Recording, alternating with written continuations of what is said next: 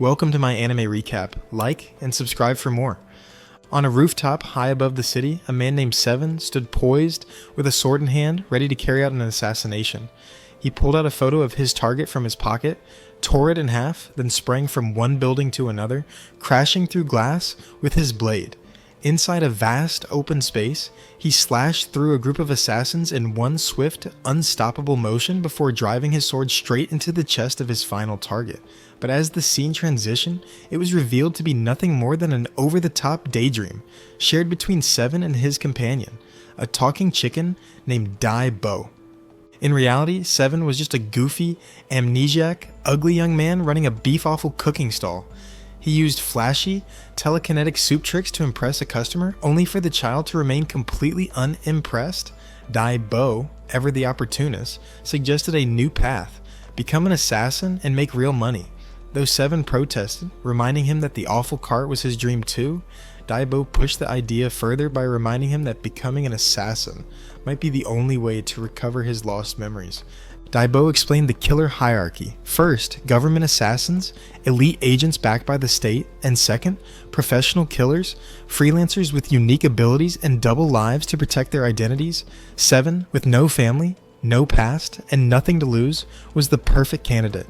Dai-Bo gave him a crash course, starting with disguise. He handed Seven a Gaiba egg, a bizarre object that allows the user to transform into anyone or anything, under one strict rule: no inappropriate actions while in disguise. The second lesson was about eliminating targets, but Seven's clumsy attempts to catch a flying meatball proved that he still had a very long way to go.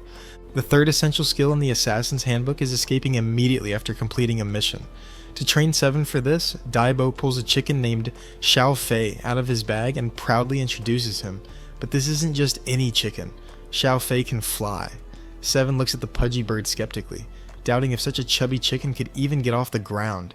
Moments later, Xiao Fei launches into the air, gripping Seven's underwear and flying off with him dangling helplessly. Next comes the fourth skill, being merciless. For this, Dai-Bo tells Seven to kill a worm. Instead of showing any killer instinct, Seven clumsily slices his own finger, proving once again how hopeless he is.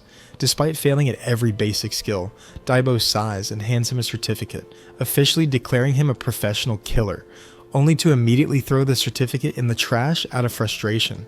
Realizing there's no other way to train him, Dai-Bo decides to toss Seven into a live mission to learn on the job. The task?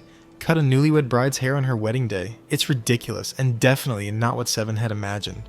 Initially hesitant because it's supposed to be a sacred moment, he changes his mind the moment Dai-Bo dangles a 500 won reward in front of him. At the wedding banquet, Seven uses the Gaiba egg to disguise himself as a roasted pig and places himself right on the bride's table. As everyone watches a touching photo montage on the screen, it's the perfect moment to strike. But instead of acting, Seven is moved to tears by the couple's memories. In a panicked daze, he gets up and charges in with scissors, only to mistakenly shave off the groom's hair. Chaos erupts, and he somehow manages to also snip the bride's hair before the guests collectively lose their minds. As the entire venue descends into outrage, Seven bolts for the exit. Dai-Bo, already in escape mode, yells at Seven to stop tailing him and run in a different direction, kicking off Seven's ridiculous journey as a clueless, yet oddly determined assassin. During his chaotic getaway, Seven crashes into a humanoid stand robot at the docks and, curious about the stand tech Dai-Bo once mentioned for memory restoration, asks the robot if the technology is real. The robot confirms its existence, but before Seven can ask more, it notices a fallen badge labeled Seven lying nearby, a Killer League emblem. Instantly shifting from passive to hostile, the robot declares all badge bearers enemies of Stan and opens fire with deadly lasers. Seven, caught off guard, channels his chi to summon his signature scissors, and just in time, they arrive and slice off one of the robot's arms in a single strike. Before the robot can reveal more about Seven's identity, a masked assassin suddenly appears, decapitates the robot effortlessly, and glares at Seven while ominously demanding answers about the badge. The robot, critically damaged, triggers a self-destruction sequence, forcing Seven to flee as Xiao Fei swoops in and carries him away, just before the assassin can get anything more out of him. Safely back at the Dai-Bo hair salon, Seven confronts Dai-Bo for answers. Dai-Bo finally comes clean. The badge is linked to a secret organization known as the Killer League, and if Seven wants to uncover more, or get his memory back, he'll have to climb the assassin ranks to attract their attention. Specifically, breaking into the top 100 might just be enough to get them to acknowledge him. Realizing there's no other way forward, Seven agrees to become an assassin under Daibo's management. With that, they officially repurpose the hair salon into a front for their new secret assassin agency, marking the beginning of Seven's wild and unpredictable journey. We see a turf war between rival animal clans, and it brings out a surprising layer of Seven's empathy. Meow Kitty, the fierce and fabulously dressed chief of the island's cat clan, is absolutely fuming over the neighboring dogs and demands revenge for past offenses. Her advisors suggest hiring an assassin, and naturally, Seven is the unlucky guy picked to gouge out the eyes of the dog's boss in exchange for a hefty 10,000 yuan. Determined but extremely underqualified, Seven shows up at the dog hideout and tries to bribe the guards with treats, bones, and chicken legs. But the dogs aren't having it. Plan A fails, so it's disguise time. He shapeshifts and crawls in on all fours, but his infiltration is instantly wrecked by a swarm of excited dogs chasing toys. They trample him like it's Black Friday at a TV sale. Over and over, frisbees and squeaky balls distract the dogs and send them flying at him. But eventually, Seven's instincts kick in and he starts dodging like a pro, crawling straight toward the target, Mad Bark. Once within reach, Seven tries to compare Mad Bark's face with the photo, but quickly realizes something feels off. Mad Bark squints and growls, asking who he is. Seven boldly blurts out, "I'm Mad Bark." The real Mad Bark grabs him by the collar, livid, and shouts, "If you're Mad Bark, then what am I? Tinkle Collar. And why do you reek of human shampoo?" Just then, Mad Bark's suspicious sidekick offers a very gross loyalty test. If Seven's truly a dog, he won't refuse poop because, according to ancient canine code, real dogs eat anything. Without hesitation, the sidekick downs the sample like it's gourmet stew, leaving Seven on the verge of emotional collapse. Completely unable to fake it anymore, Seven ditches the disguise and lunges forward, jabbing his scissors at Mad Bark's face and successfully gouging out one eye. For a split second, Seven stands there breathing heavily, feeling like an action hero, albeit one who barely survived a poop challenge. But right then, just as Seven thinks he's nailed the mission, Mad Bark grabs his fingers mid-strike and twists them painfully, making Seven howl in pain. Completely thrown off, Seven asks how Mad Bark even saw that coming when he just got his eye gouged out. With a smug grin, Mad Bark reveals the real horror. Those weren't even his eyes. The eyeballs on his forehead are just for decoration. His actual eyes are much lower, leaving Seven flabbergasted and rethinking all his life choices. Seven tries again to jab at the hidden eyes, but Mad Bark catches his fingers every single time and bends them like balloon animals. It turns into a ridiculous loop of Seven lunging and Mad Bark effortlessly snapping his fingers back. Finally, Mad Bark grabs Seven by the collar, demanding to know who sent him. Desperate, Seven flicks out his tongue, yes, his tongue, and manages to strike Mad Bark's eye again. But still, absolutely nothing. The eyes remain fine, and Mad Bark is officially done playing nice. He pulls out a guitar and starts shredding on it, but it's not just music, it's a sonic attack. The sound waves cause massive ear pain for Seven, and just when he thinks it can't get worse, Mad Bark smashes the guitar on his chin, launching him into the sky like a failed firework. As Seven soars through the air in a daze, Mad Bark chases after him mid-air with a storm of punches, ending with a mega blow aimed to finish him. But in that moment of impact, something inside Seven snaps, in a good way. Fragments of his buried assassin past come rushing back, his dormant killer instinct reawakens, and with that surge of power, he blocks Mad Bark's finishing move, summons his psychic scissors, and slices Mad Bark's guitar in half mid-air. Mad Bark falls back to the ground, stunned, but the flash of memories vanishes just as quickly as it came, leaving Seven confused and powerless again. Mad Bark seizes the moment, pins Seven to the ground, and prepares to bite him, but then spots something tucked in Seven's clothes, the photo Meow Kitty had given him. Recognizing it, Mad Bark pauses and his whole demeanor shifts. Turns out, he and Kitty have history. He confesses that only Kitty ever watched him play guitar, and that they were once deeply in love. But one day, Kitty warned him, if he ever gave his heart to anyone else, she'd make sure to gouge out one of his eyes. Seven accuses Mad Bark of being a two-timing mutt, but Mad Bark insists he never cheated. He saw a documentary on TV that said cats and dogs are different species and can't have kids. Knowing how much Meow Kitty loved children, he chose to leave her so she wouldn't have to sacrifice her dream. Seven, half moved and half annoyed, tells him that if he never explained anything to her, she'd always assume he just ghosted her with fur flying. He shouts at Mad Bark to stop acting like some noble tragic lead, then suddenly disappears using his disguise technique, turning into a literal floor tile to make his escape while Mad Bark is still mid-drama. Meanwhile, back on the battlefield, Meow Kitty has rallied the entire feline army and is ready to unleash cat-fueled vengeance on Mad Bark's territory. Just as the claws are about to come out, Mad Bark walks in holding his battered old guitar and begins to sing, channeling all his unspoken love and regret into a song that echoes through the silent crowd. Meow Kitty's heart softens, her rage melts, and as tears well up, she forgives him. They run into each other's arms and embrace as the army watches in awe. But in a classic twist, just when you think it's a reconciliation between long-lost lovers, the real punch lands. It's not even Mad Bark, it was Seven all along, in disguise, playing wingman and therapist in one go, using his transformation skill to pull off the entire performance.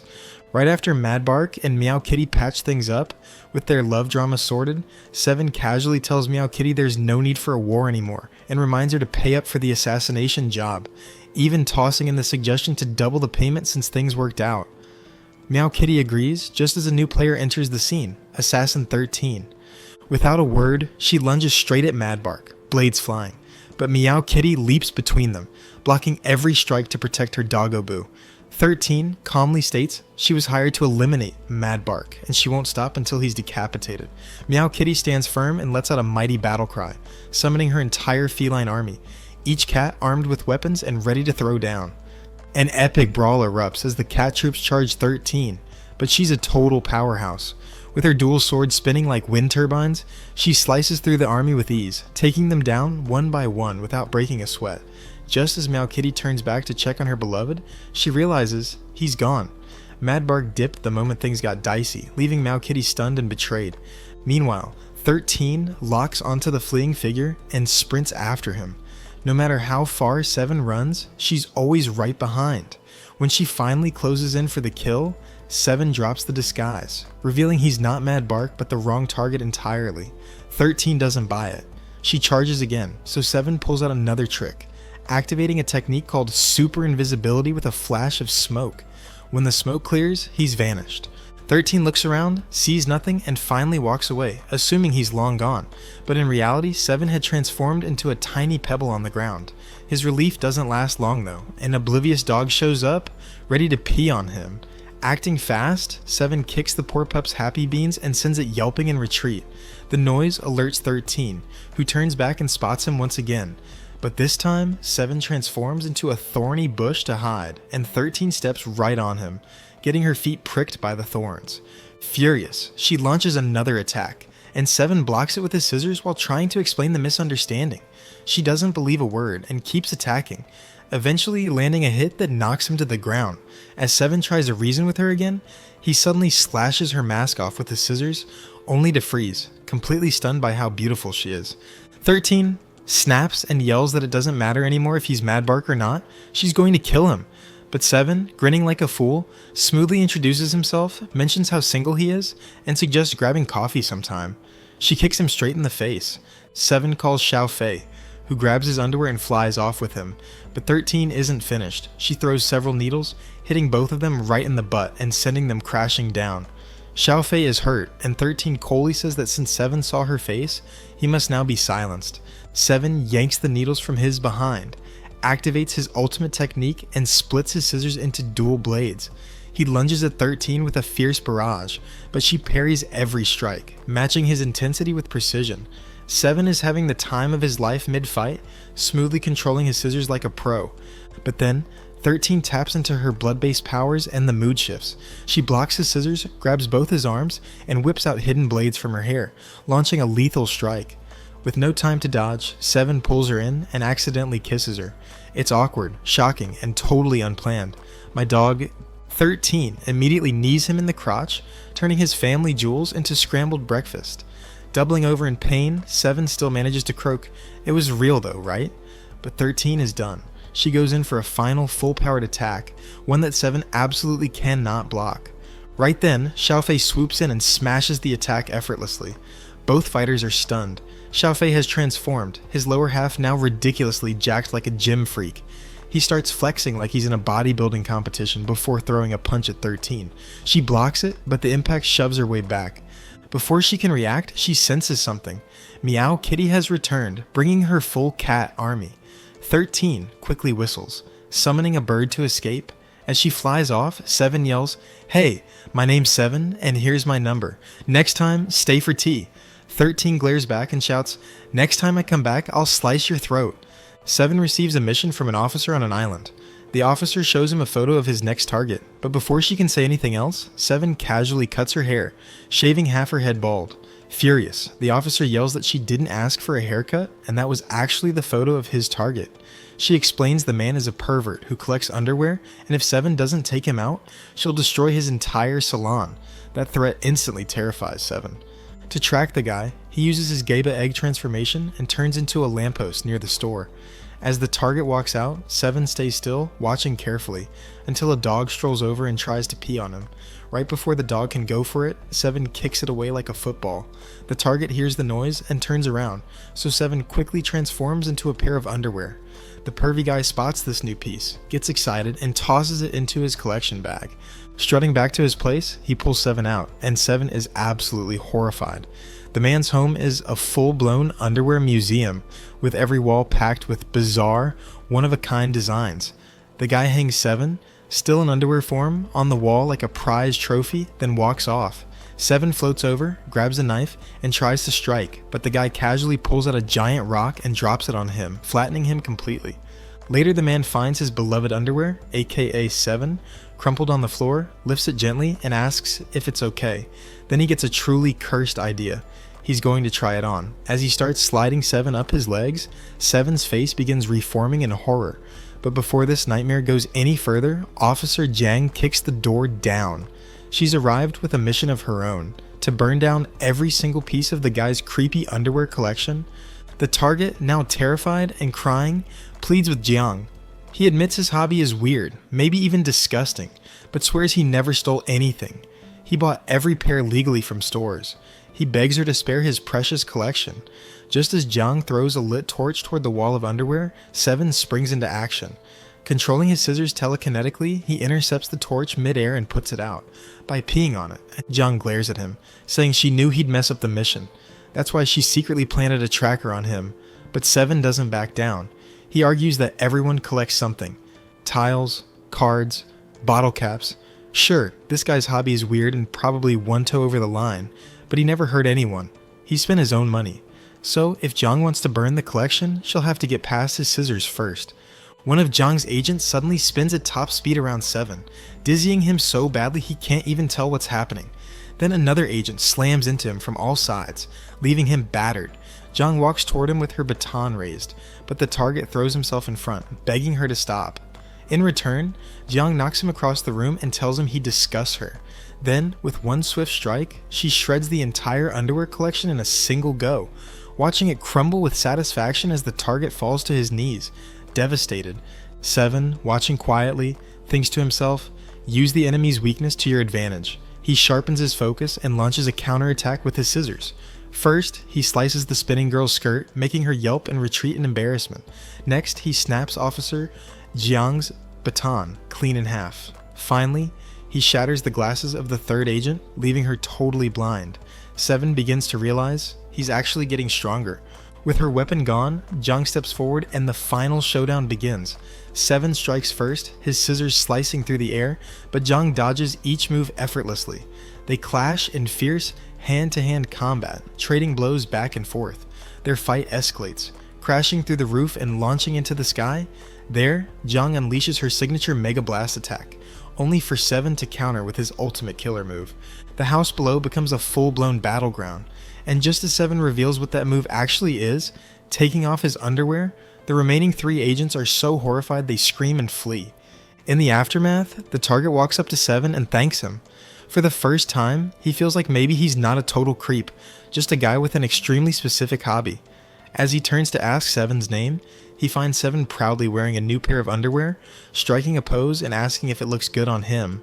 7 gets a new mission, take out a dominatrix named Granny Chen. She's first seen selling oranges by the street, pretending to be injured whenever a customer shows up. One unlucky guy gets guilt-tripped into buying all her oranges when a crowd gathers. Proud of her hustle, she grins and says she made a lot this year. Then she strolls toward a kindergarten to pick up her grandson. Meanwhile, Seven is already nearby, disguised as a cardboard box, silently tailing her. But Granny Chen's instincts are sharp. She spots the box and grows suspicious, wondering if there's fruit inside. When she realizes it's empty, she walks off, only to pounce on it seconds later, twisting and crushing the box with insane strength. As she crunches the cardboard, Seven's actual bones are getting twisted too. She slaps the box repeatedly, flattening Seven's face completely, then tosses it in her bag, thinking she can sell it for a few bucks. She parks outside a school, waiting for her grandson. Just then, Seven tries to strike from inside the bag, his hand inches away from her throat, when suddenly, a stray dog appears and grabs him. Since he's still in bag form, a full-on tug-of-war breaks out between the dog and the granny. Seven's body gets stretched like taffy between them. But the moment the dog tries to bite his small banana, Seven instantly morphs back into human form, and the first thing he does is attack the dog in blind rage. Seven kicks the dog high into the sky, but before he can breathe, Granny Chen yanks out her hairpin and stabs it straight into his shoulder. Blood gushes out like a fountain. As Seven winces in pain and tries to push her away, he warns that she'll have to pay for this, but the granny isn't backing down. She snaps back that he tore her bag and needs to pay her first. Then, without a hesitation, she jabs the hairpin into his other shoulder too, making both arms bleed uncontrollably. Seven starts losing strength fast, barely able to stop the bleeding. Desperate, he tries to escape, but Granny grabs him again, shrieking for payment before he runs off. Seven, exhausted and bewildered, thinks to himself, since when did old people become so savage?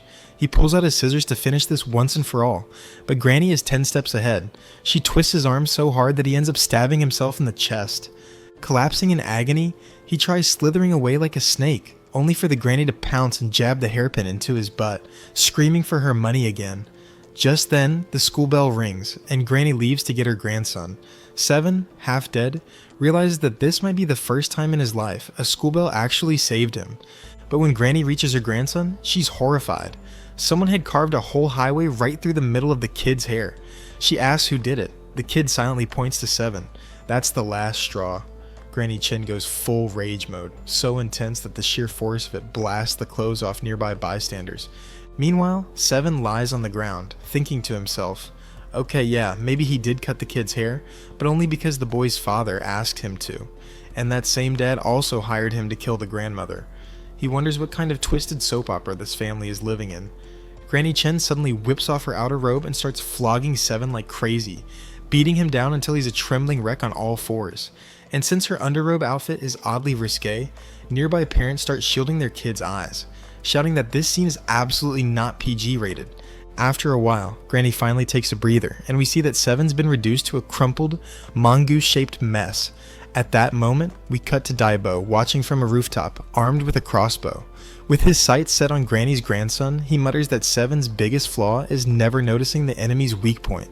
Then Daibo fires every arrow he has, straight at the child. But just as Granny turns to protect her grandson, Seven suddenly powers up. His instincts kick in, and he slices through every single arrow midair, saving them both. Without saying a word, he walks away. Later, it's revealed that the reason Granny's own son hired Seven to kill her was just to cash in on her life insurance. Daibo tells Seven that if he keeps pulling stunts like this, they won't even make enough money to keep the shop open. Seven doesn't know why he spared her either. He just walks in silence. Seven gets a job to assassinate a little girl named Cola. But when he confronts her, she refuses to die and instead starts ranting about how unlucky her life is, saying stuff like this always happens to her. Seven's not impressed and tells her acting is trash. As he's about to strike, she suddenly says she has a few last wishes she wants to complete before dying, and if he helps her, she promises not to resist. Seven sighs and asks what these final wishes are. Cola pulls out a whole list. Seven takes one look and says, nope, she can do that herself. But Cola chases after him and manages to touch him. And that's when we learn her special skill. If she touches someone of the opposite gender, she can paralyze them for a short time. With no choice left, Seven agrees to help. First wish, chug a whole bottle of cola in one go. Easy, they both do it. Second wish, pee while standing in the boys' bathroom. Weird, but they manage that too. But the third wish is next level, cursed. Seven runs completely naked through the city while Cola records the whole thing. People stare. People laugh. Eventually, the cops arrest him. That was the third wish. The fourth? Jab a nurse with a syringe and run away. As soon as Seven sees the nurse, he's instantly terrified.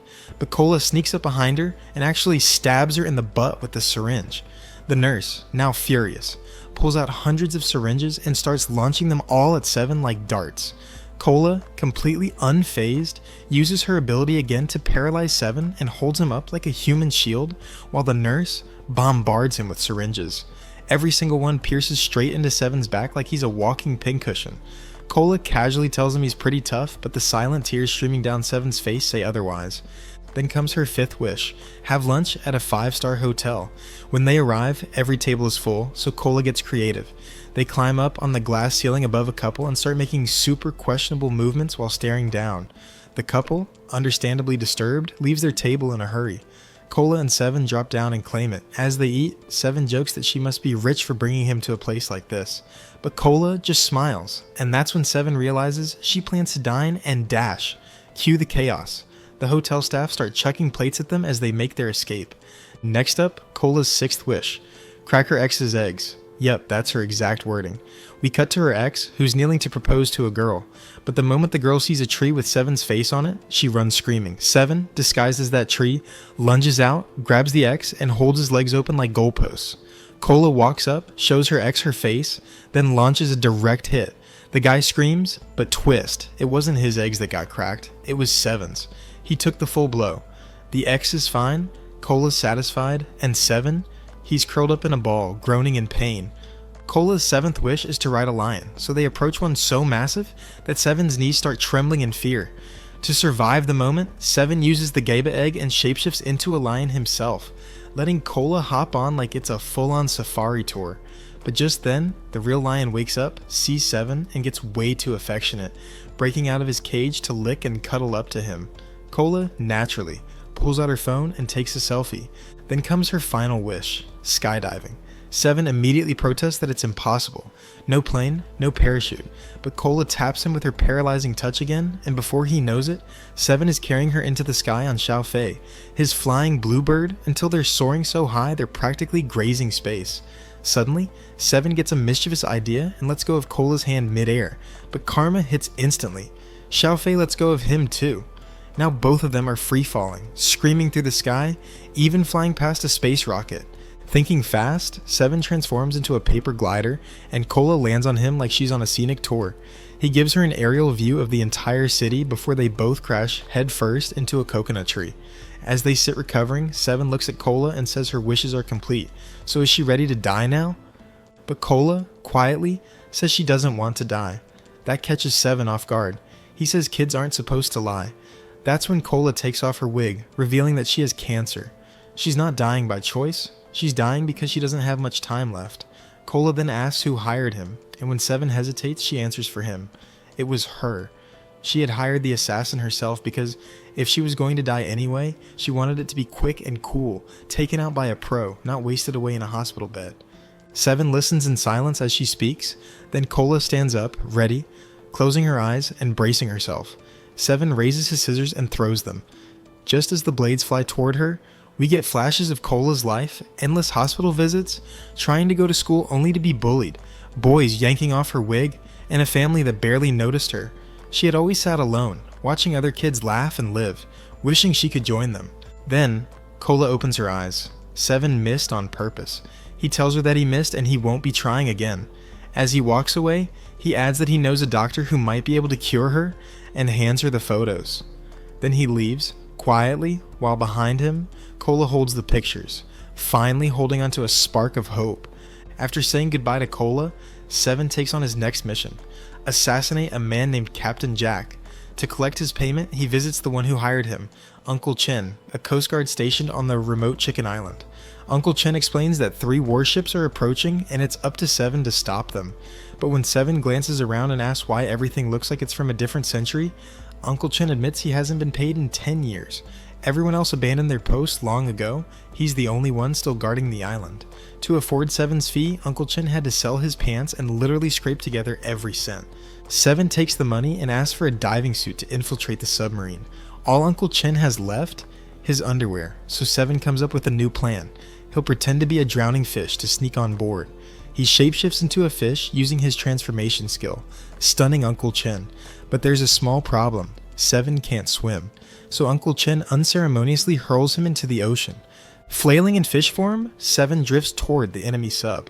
One guard spots him struggling and wonders aloud if it's a drowning fish. Curious, he hauls him aboard, but when he asks if they should eat it raw or cooked, his partner is horrified and slams Seven to the floor, warning that a drowning fish is a cursed omen. They begin taking turns abusing him. Slam, kick, slam, kick, until Seven's nearly unconscious. That's when Captain Jack enters. Eyeing the fish, he casually suggests eating it with sauce and slashes at it. But Seven dodges. Surprised, Jack attacks again, and Seven dodges once more. Now annoyed, Jack grabs him, ready to strike, but Seven counters with his scissors. Plot twist. Jack catches the blade with his teeth and smirks. He lifts Seven into the air for a finishing blow, only for Seven to transform back into a human and land sitting on Jack's sword. The pirates stare in stunned silence. Jack mutters, "So this is the dumb assassin they sent to kill me?"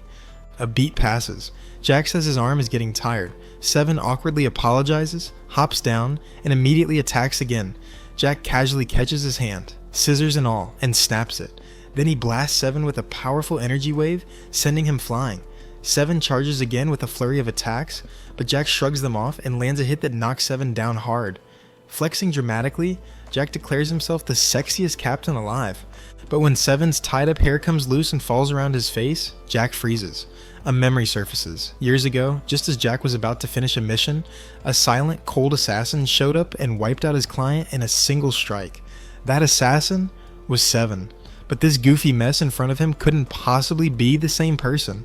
To test him, Jack launches a sneak attack, but Seven dodges easily and responds with a razor-sharp slash that defeats Jack in one blow. Jack stares, stunned. Something isn't adding up. Just to be sure, he punches Seven across the room. When he crashes to the ground, Jack knows it. This isn't the same killer.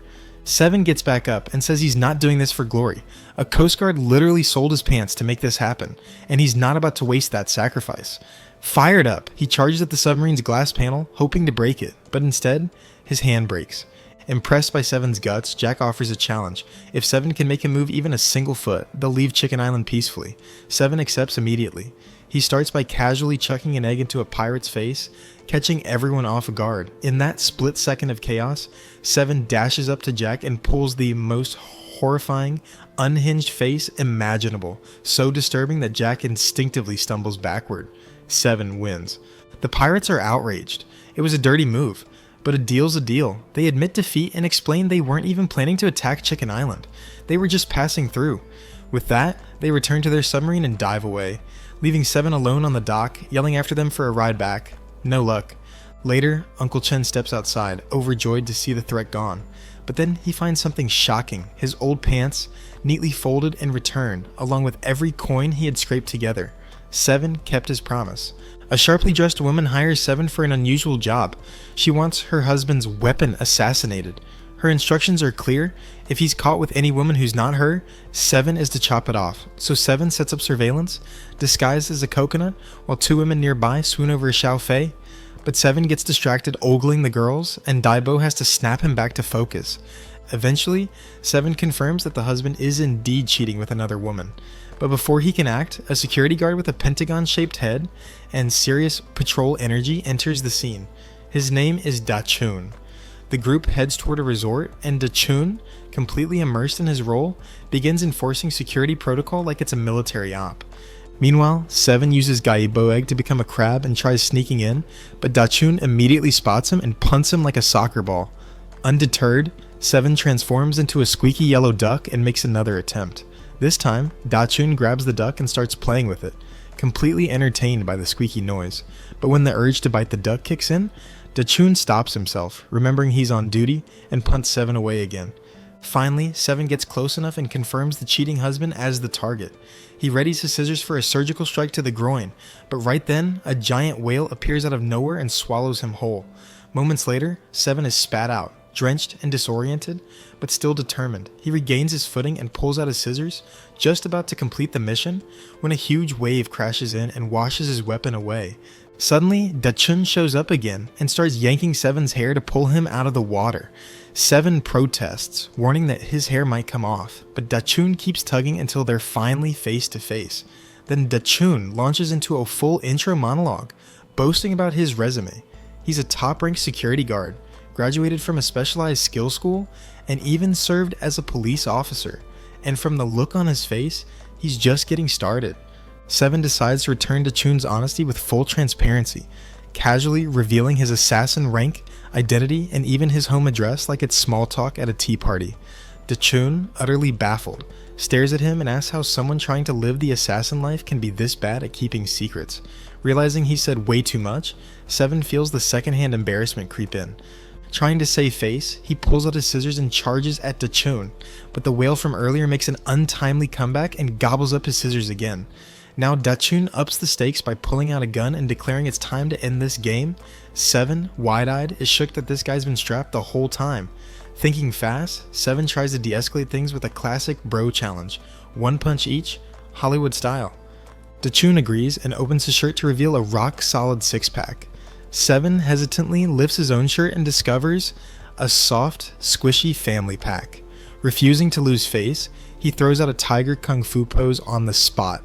Dachun starts flexing and showing off his perfectly sculpted martial arts moves, while 7 breaks into nervous sweat and scrambles for a convincing-looking kung fu stance. He finally launches an attack, but Dachun activates the indestructible virgin technique, turning his body so hard that when 7 punches him, it's his own hand that crumbles. Dachun retaliates with a massive punch that warps 7's face into a funhouse mirror, but 7 still doesn't fall. He stands back up, again and again. 7 tries to land a hit, and again, he's knocked down by Dachun's iron fists, but no matter how brutal the beating, 7 refuses to stay down. His resilience leaves Dachun genuinely impressed. Sure, 7's weak, but his tenacity rivals even his own. Moved by this stubborn determination, Dachun decides it's time to go all out.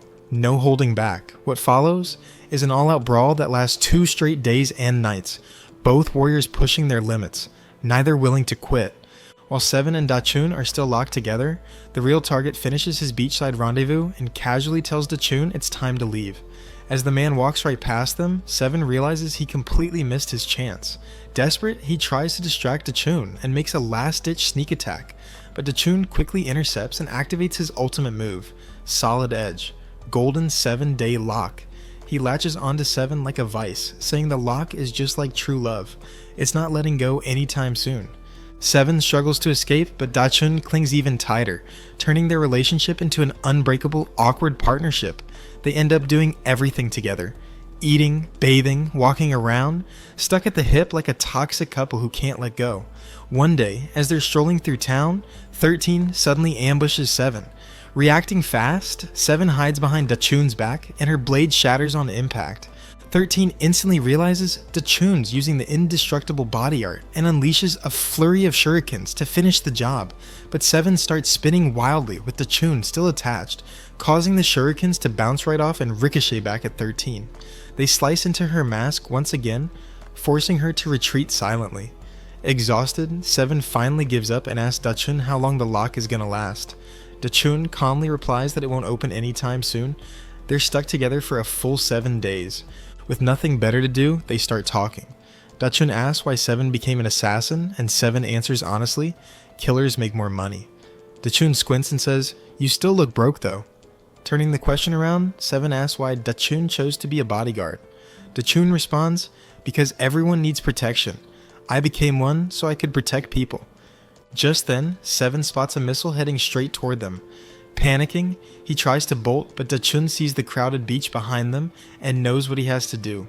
In a split-second act of heroism, he shatters his own 7-day lock, hurling 7 out of harm's way. He then plants his feet and faces the incoming missile, activating his indestructible body technique to block it. The pressure is immense. His clothes rip from the sheer force, but Dachun doesn't budge. A massive explosion erupts, and 7 watches in stunned silence as Dachun sacrifices himself to protect everyone. Dachun's broken body falls into the sea, unconscious. At that very moment, the camera shifts underwater. Something mechanical begins to surface. A strange machine, sent by Stan, emerges from the depths, and inside that ominous machine is Stan's so-called prince, standing right in front of it, already waiting. 7. Xiaofei dives into the sea and pulls the unconscious Dachun out of the water. But instead of being praised, she gets scolded by Daibo, who yells that she was supposed to rescue 7, not bring back some random security guard. He also points out that since she's lost her powers, she won't be able to help for a while. Meanwhile, Daibo contacts 7 and tells him to retreat, saying there's no reason to get involved with the Stan people right now, but 7 doesn't move. He's face to face with the Stan Prince, and watching from a distance is 13. The Stan Prince activates a scanner, and the moment 7's true identity is detected, he launches a sudden attack. 7 dodges and counters with his scissors, but the prince smashes them with a single strike from his high-tech weapon. Then he fires a laser beam straight at 7, triggering a flicker of a memory in 7's mind. But before the flashback can form, Xiaofei suddenly appears and shields him. Thanks to her, 7 only ends up with a small cut on his face. Wasting no time, she grabs 7 and tries to escape. The prince doesn't chase them. Instead, he flies toward a massive rock and scans it. Moments later, he calls down a machine that begins drilling into the rock's surface. Holding a microphone, the Stan Prince announces to everyone on the island that he's here to retrieve an energy stone buried beneath this huge rock. But he adds that once the stone is removed, the island will collapse, earthquakes will erupt, and destruction will spread everywhere. He coldly warns that anyone who values their life better leave now. As panic spreads, Daibo quickly organizes an escape with 7 and uses the chance to explain a critical truth. There are 3 major forces that control this world. First is the Xuanwu, powerful martial artists with unmatched kung fu skills. Second are the Stanians, who may look weak but are masters of advanced technology and use high-tech weapons in combat. And third are the ordinary people like them, those with no special powers or gadgets. Daibo warns that the Stanians are not to be underestimated, because while they lack brute strength, their intelligence and weapons make them just as dangerous. Daibo continues, explaining that the Stanians and the Xuanwu have always been at odds. While the Xuanwu place their faith in the power of martial arts, the Stanians believe technology is the ultimate strength. Their rivalry is a clash of ideals, kung fu versus machines, and caught between them are ordinary people like us, just trying to stay alive, avoid getting crushed, and make it through the chaos. Suddenly, Dachun appears, bruised but determined, and hands 7 every last coin in his bank account. He declares that he's officially hiring 7, right now, to protect the island from anyone who dares to threaten it. With his mission clear, the scene cuts to Meow Kitty, who confronts the Stan Prince without hesitation. She charges in and attacks, but the prince instantly pulls out his weapon and slices off her claws in one clean motion. Just as he's about to finish her off with a powerful laser blast, Mad Bark leaps in at the last second to shield her. Furious, he growls that anyone who dares hurt her will pay with their life.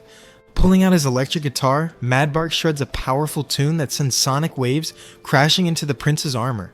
The force of the music is so intense, it begins tearing through even the high-tech suit. But the Stan Prince quickly adapts. He activates his AI, which records and analyzes the music in real time. Within seconds, the machine replicates Mad Bark's tune and amplifies it, turning the sound waves against them. Now, both Meow Kitty and Mad Bark are overwhelmed by their own copied music, their ears ringing, bodies weakening as the sonic pressure crushes their will.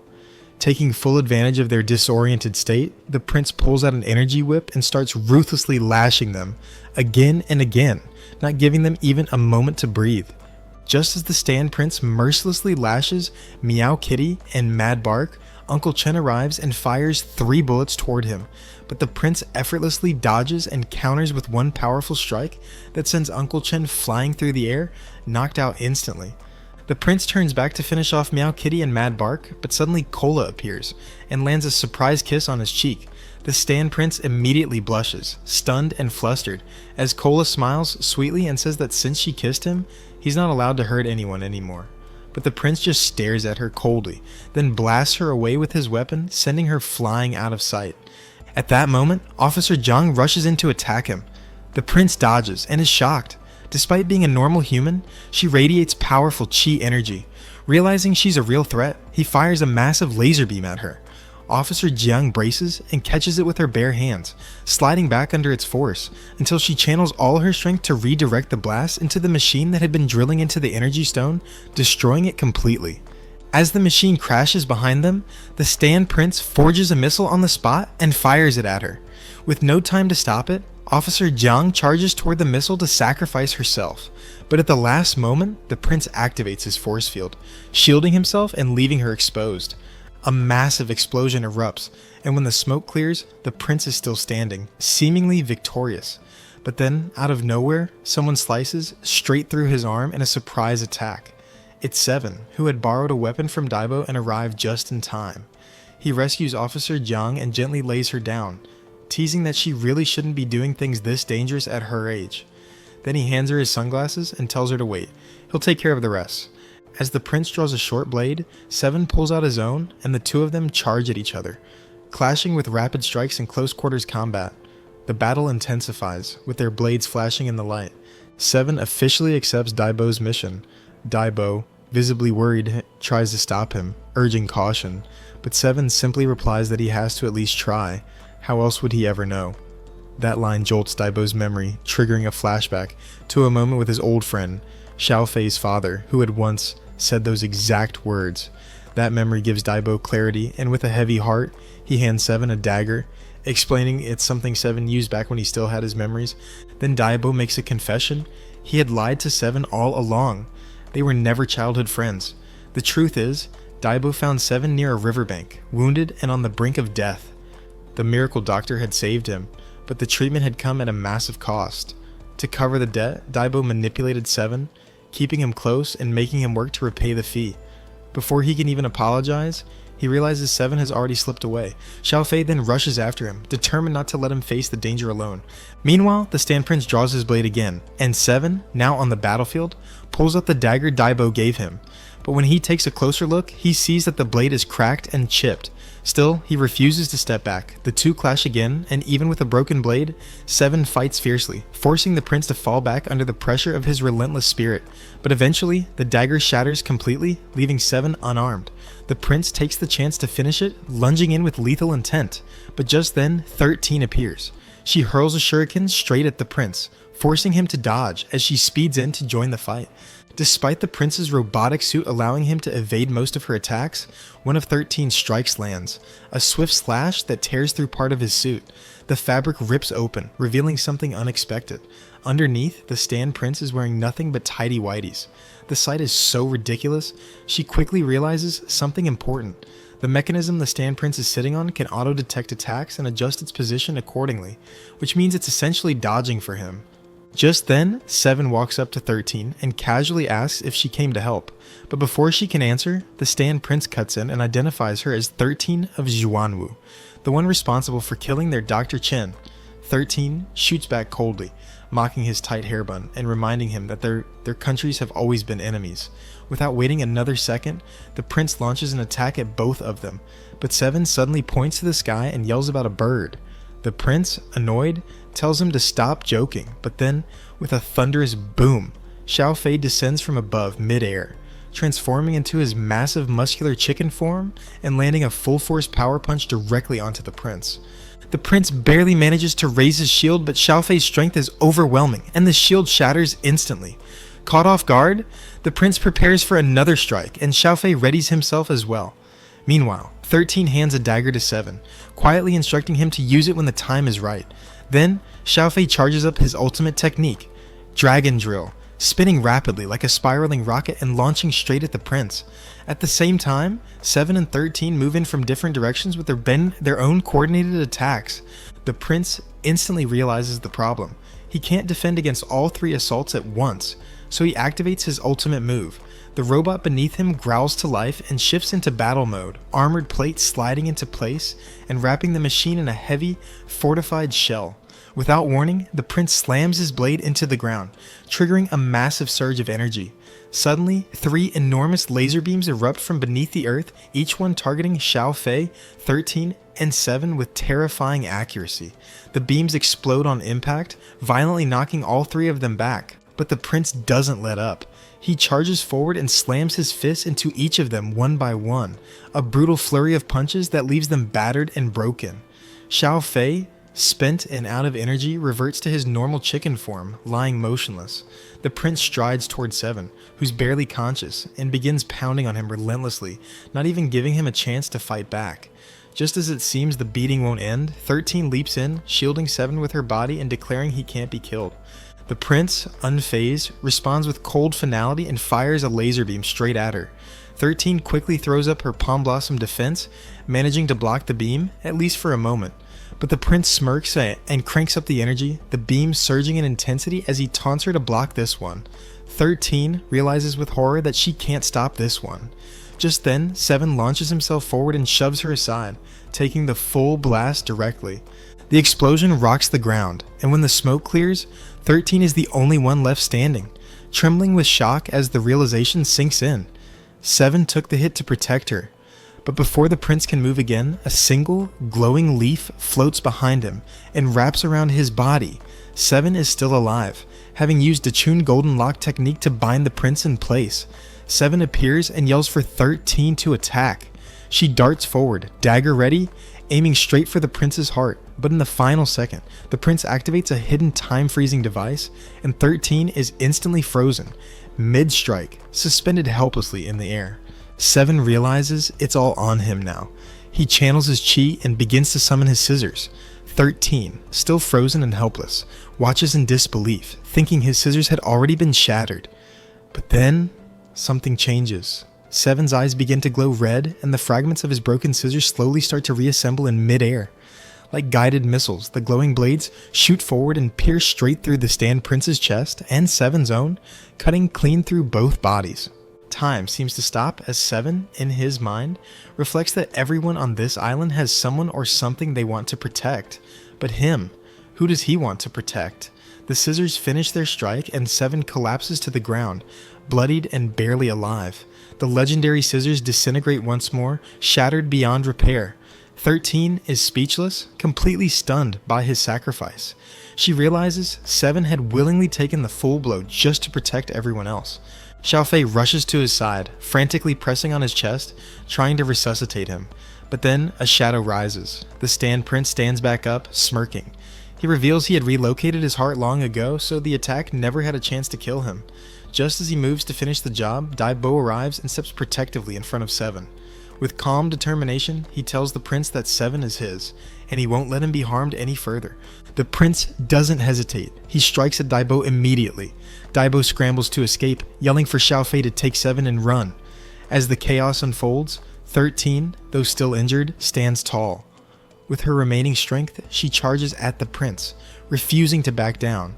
Xiao Fei continues CPR on Seven, desperate to bring him back. Inside Seven's fading consciousness, memories begin to surface. We learn he was once the strongest assassin in all of Zhuanwu, a feared legend known only by the name Seven, but he turned his back on the clan, igniting war just to protect a single girl. The clan's chief gave the order. Every killer was to hunt down and eliminate Seven. A full-blown manhunt began, but even with the world against him, Seven faced them head-on and declared that he was leaving with the girl, and if anyone dared to stop him, they were welcome to try. But just as he was about to escape, the girl he risked everything for betrayed him. She stabbed him in the back, literally. Seven, gravely wounded, collapsed as the rest of the killers advanced to finish the job, but even then, he didn't give up. Channeling the last of his strength, Seven unleashed a burst of power that destroyed the bridge beneath him, sending him plunging into the river below. That's when he met Daibo, and the story everyone knows began. Back in the present, the Stand Prince has defeated both Daibo and 13, leaving them crushed and barely conscious. But then, Seven opens his eyes. He's awake. His body glows as his chi begins to surge. The Stand Prince immediately rushes in to end things before Seven can recover. But this time, Seven is completely unharmed, even after everything. His aura has changed, his eyes glow red with intensity. He walks over to 13, gently hugs her, and calmly says the exact same line he once uttered long ago. "I'm taking this girl with me today. If anyone thinks they can stop me, go ahead and try." The Stand Prince pauses, shaken, sensing that this is no longer the same Seven he fought before. Seven summons his dagger, his chi radiating wildly. Then, All the shattered pieces of his legendary scissors begin to float from the ground, fusing back into a single, complete weapon. At the same time, 13 activates her special eye technique. Together, they charge.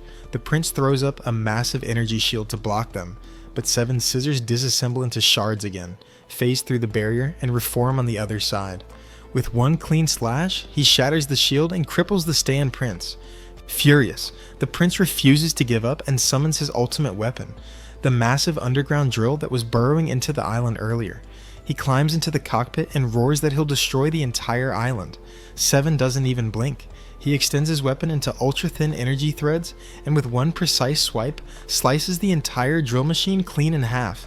It explodes in a burst of fire and debris, launching the prince high into the air. As he vanishes into the sky, he shouts that he'll return. Before disappearing completely, he turns toward Daibo and sneers, "Run while you can! If you don't want to die, I'm a shadow killer now!" With the battle finally over, 7 collapses from exhaustion. 13 uses her unique ability to transmit the entire scene to her master. Far away, her master receives the vision and gives her a chilling new command: kill 7 and return the dagger to me. Deep in thought, he muses to himself, so 7's still alive after all. Time passes. Outside the surgery room, everyone anxiously waits. Finally, the door opens and 7 steps out, alive. The tension breaks, and everyone breathes a sigh of relief. 7 smirks and jokes. "So, you all came for haircuts?" But as he checks his belt, he notices his scissors are missing. Turns out, 13 took them to a local blacksmith to have them repaired. When they're ready, she returns and casually tosses them to him. He catches them mid-air, effortlessly. Thanks for tuning in. Don't forget to smash the like and subscribe buttons. Hit the bell icon to stay tuned in for the next. Until next time, stay thirsty, my fellas.